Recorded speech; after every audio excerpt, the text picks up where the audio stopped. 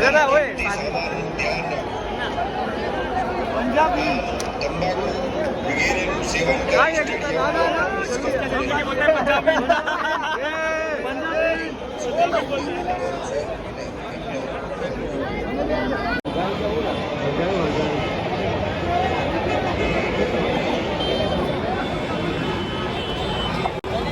ticket होतो